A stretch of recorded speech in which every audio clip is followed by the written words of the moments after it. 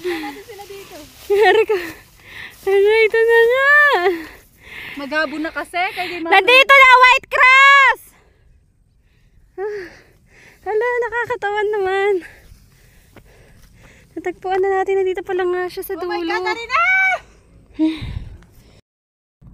Dito sa gilid Lumanyag. Ito, matuod.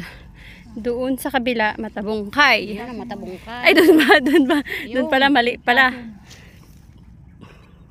Ay, oo nga, nandoon yung ano. Yung ating pinictura yung... na. Pinictura nating Boracay. Yung puting yun. Layo pala natin nga. Oh, hindi na nakaahon si Melody. Si Tita Edith ang nauna dito. First, second ako. Third si Ashley. Ang dalawa. Si Roberta at Melody wala pa. Mahaba pa yata ang akyatin natin. Lumusong na lang tayo. Cross! Sundan niyo yung puting bato! Para hindi kayo maligaw. Pagbalik, tanghali na ba naman? Ayan na sila. Ang kanilang mga reaction. Pag nakita nila yung White Cross. Sa haba, sa taas ng aming nilakbay. Tanghaling tapat na po tayo eh. Anong oras tayo umalis? Mga 9? Anong oras na ba ngayon? 11 na po. 11.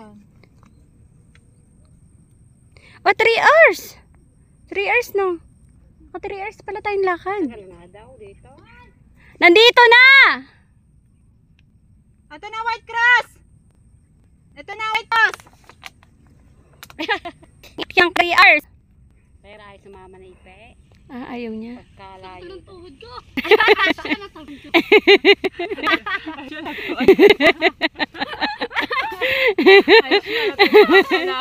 Ano, totoo na. Ano? Asa na? Hindi, ikaw na lang.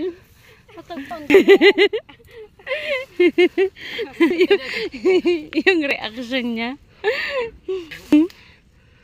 Wait mo TikTok. Ano na lang tayo yan dun sa playa. Magtayo na lang na White Cross sa playa. Si Melody. Melody, ikaw na lang inaantay.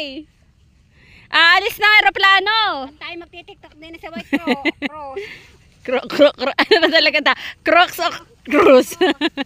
White Cross.